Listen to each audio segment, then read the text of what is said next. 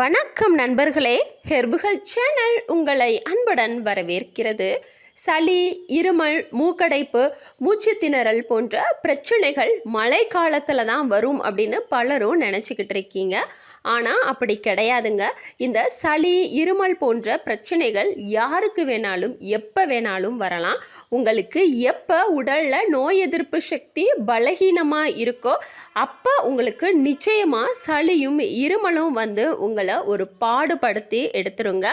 So இது போன்ற நோய்கள் வர்றதுக்கு முக்கியமான காரணம் என்ன அப்படின்னா, வெளிப்புறத்தில் இருக்கக்கூடிய பாக்டீரியா, வைரஸ் நம்மளோட உடலை தாக்குறது தாங்க.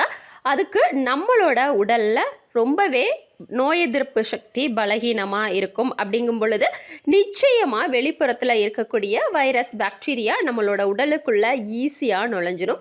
அதோட வெளிப்பாடாக தான் நமக்கு சளி, இருமல், தும்மல், அதுக்கப்புறம் கடுமையான ஜுரம் போன்ற நிறைய பிரச்சனைகள் வரும். ஸோ உங்களுக்கு இது போன்ற சுவாச பிரச்சனைகள் இருக்குது அப்படின்னா இந்த பாரம்பரியமான மருந்தை மட்டும் ஒரு முறை ட்ரை பண்ணி பாருங்கள். உங்களுக்கு இருக்கக்கூடிய சளி, இருமல், தும்மல், மூக்கடைப்பு, மூக்கு ஒழுகுதல் போன்ற அனைத்து விதமான பிரச்சனைகளும் வெறும் 10 நிமிஷத்தில் குணமாகும். ஸோ அப்படி காலங்காலமாக நம்மளோட முன்னோர்கள் பயன்படுத்திட்டு வந்த ஒரு பாரம்பரியமான ஆயுர்வேதிக் சூப்பரான ஹோம்மேட் ரெமடி எப்படி பண்ணுறது அப்படிங்கிறத முழுமையாக தெரிஞ்சிக்க வீடியோவை யாருமே ஸ்கிப் பண்ணாதீங்க. ஏன் அப்படின்னா இந்த மருந்து நிச்சயமாக குழந்தைகள்லேருந்து பெரியவங்க வரைக்கும் இருக்கக்கூடிய சுவாச பிரச்சனைகளுக்கு உடனடி நிவாரணம் தரக்கூடியது. ஸோ வீடியோவை யாருமே இடையில ஸ்கிப் பண்ணாமல் கடைசி வரைக்கும் பாருங்கள். உங்களோட லைஃப் டைமில் ரொம்பவே பயனுள்ள வகையில் இருக்கும் நண்பர்களே. இப்போ அந்த ரெமடி எப்படி பண்ணுறது அப்படிங்கிறத பார்க்கலாம். ஸோ முதல்ல இந்த ரெமடி பண்ணுறதுக்கு நமக்கு தேவை வந்து 2 கொய்யா இலை. உங்கள் வீட்டில் கொய்யா மரம் இருக்குது அப்படின்னா நல்ல ஃப்ரெஷ்ஷாக இருக்கக்கூடிய 2 கொய்யா இலைகளை கையோட பறித்து எடுத்துகிட்டு வந்துடுங்க. அதுக்கப்புறமா அந்த இலையை தண்ணியில் நல்லா வாஷ் பண்ணிவிட்டு அதை வந்து சின்ன சின்னதாக கட் பண்ணி ரெடி பண்ணி வச்சுக்கோங்க. ஸோ அடுத்து நம்ம என்ன பண்ண போகிறோம் அப்படின்னா, ஒரு பாத்திரத்தில் 200 ml அளவுக்கு தண்ணி எடுத்துக்கலாம். தண்ணி எடுத்ததுக்கு அப்புறமா நம்ம சின்ன சின்னதாக பிச்சு வச்சுருக்கக்கூடிய அந்த கொய்யா இலையை இதில் சேர்த்துடலாம். கொய்யா இலையில் வந்து நிறைய ஊட்டச்சத்துக்கள் நிறைஞ்சி இருக்குது.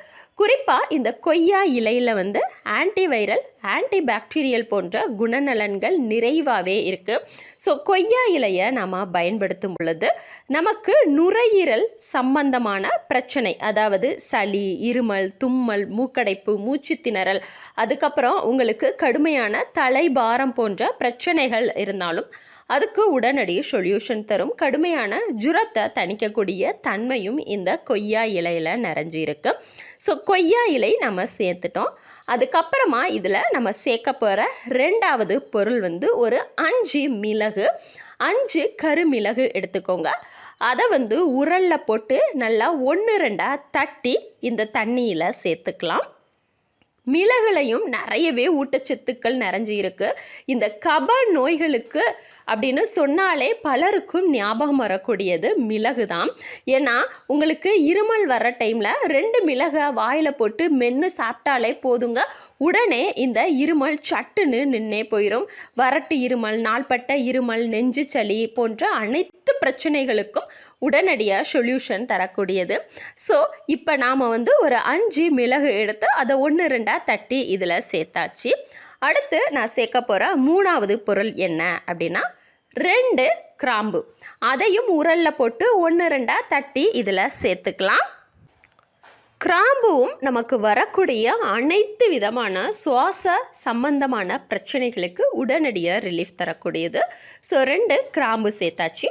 அடுத்ததாக நான் எடுத்திருக்கிற பொருள் வந்து ஒரு ஏலக்காய். ஒரு ஏலக்காயவும் சின்ன உரலில் போட்டு 1-2 தட்டி அதையுமே இதில் சேர்த்துக்கலாம் நண்பர்களே. ஸோ இந்த ஏலக்காயும் நமக்கு உடலுக்கு பல வகையில் ஆரோக்கிய நன்மைகளை தரக்கூடியது. அதில் குறிப்பிட்டு சொல்லணும் அப்படின்னா நிச்சயமாக நம்மளோட கப நோய்க்கும் நல்ல ஒரு நிவாரணத்தை தரக்கூடியது. கடைசியாக இதில் நான் சேர்க்க போகிற பொருள் வந்து ஒரு துண்டளவுக்கு சுக்கு. நீங்கள் இஞ்சியை பயன்படுத்துகிறத காட்டிலும் இந்த சுக்கை பயன்படுத்தினீங்க அப்படின்னா அதோட பலன்கள் நமக்கு இரட்டிப்பாக கிடைக்கும். ஸோ நான் வந்து ஒரு துண்டளவுக்கு சுக்கு எடுத்து அதையுமே உரலில் போட்டு நல்லா தட்டி ஓரளவுக்கு பவுடராக்கி இதில் சேர்த்துக்கிறேன். இந்த சுக்கில் இருக்கக்கூடிய அந்த காரத்தன்மை நம்மளோட சளி, அதாவது நெஞ்சில் சேர்ந்திருக்கிற எப்படியாப்பட்ட சளியவும் கரைச்சி வெளியேற்றும். சளி வரும் பொழுது தான் நமக்கு அதிகப்படியான இருமல் வரும். ஸோ அதை உடனடியாக தணிக்கக்கூடிய தன்மையுடையது. சளியை இலக்கி மலம் வழியாவோ இல்லைன்னா வாய் வழியாவோ வெளியேற்றுற தன்மை இந்த சுக்குக்கு நிறைவாகவே இருக்கும். இப்போ நான் வந்து சுக்கும் சேர்த்தாச்சு. அடுத்து என்ன பண்ணணும் அப்படின்னா, அடுப்பை ஆன் பண்ணிவிட்டு இந்த பாத்திரத்தை நம்ம அதில் வச்சு கொதிக்க வைக்கணும். அடுப்பை ஃபஸ்ட்லேருந்து லாஸ்ட் வரைக்கும் லோ ஃப்ளேமில் தான் வைக்கணும். அதை மறந்துடாதீங்க. நம்ம எடுத்திருக்கிற அந்த 200 ml தண்ணி வந்து நல்லாவே சுண்டி 100 ml அளவுக்கு வரணும். அந்த அளவுக்கு நீங்கள் வந்து அடுப்பை லோ ஃப்ளேமில் வச்சு கொதிக்க விடுங்க. லோ ஃப்ளேமில் வச்சு கொதிக்க விடும் பொழுது தான் நம்ம சேர்த்துருக்கிற கொய்யா இலை, கிராம்பு, அதுக்கப்புறமா சுக்கு, ஏலக்காய், மிளகு, இதில் இருக்கக்கூடிய ஊட்டச்சத்துக்கள் நமக்கு முழுவதுமாக தண்ணியில் இறங்கும். அதோட பயன்களும் நமக்கு ஃபுல்ஃபில்லாக கிடைக்கும். ஸோ அதுக்காக தான் லோ ஃப்ளேமில் வச்சு கொதிக்க விடுங்க. இப்போ பார்த்தீங்கன்னா உங்களுக்கே தெரியும், தண்ணி நல்லாவே சுண்டி வந்துருச்சு. ஸோ இந்த நேரத்தில் நாம் வந்து அடுப்பை ஆஃப் பண்ணிவிட்டு இதை வடிகட்டி ஒரு டம்ளரில் எடுத்துக்கலாம். இதோ நம்மளோட ரெமடி ரெடி ஆகிருச்சு. இந்த ரெமடியை நீங்கள் எப்போ சாப்பிடணும் அப்படின்னா, காலையில் எந்திரிச்சதும் வெறும் வயிற்றில் சாப்பிடுங்க. ஒரு நாள் சாப்பிட்டாலே போதுங்க. உங்களுக்கு இருக்கக்கூடிய நாள்பட்ட கப நோய்கள் குணமாகும். எப்படியாப்பட்ட சளியவும் கரைச்சி வெளியேற்றும். இருமலை உடனடியாக கட்டுப்படுத்தும். மூச்சு திணறல், அதிகப்படியான தலைவலி, தலைபாரம், அதுக்கப்புறம் மண்டையில் நீர் கோர்த்திருக்கிறது போன்ற அனைத்து விதமான பிரச்சனைகளுக்கும் உடனடியாக சொல்யூஷன் தரக்கூடியது. நாள்பட்ட இருமல், வறட்டு இருமல், அதுக்கப்புறம் கடுமையான ஜுரம் போன்ற பிரச்சனைகளால் தவிச்சுக்கிட்டு இருக்கிறவங்க, ஜலதோஷ பிரச்சனை இருக்கிறவங்கன்னு எல்லாருமே இந்த ரெமடியை எடுத்துக்கலாம். குறிப்பாக குழந்தைகள்லேருந்து பெரியவங்க வரைக்குமே இந்த ரெமடியை சாப்பிடலாங்க. குழந்தைகளுக்கு கொடுக்க போகிறீங்க அப்படின்னா ஒரு 5 ml இருந்து 10 ml அளவுக்கு கொடுத்தாலே போதும்.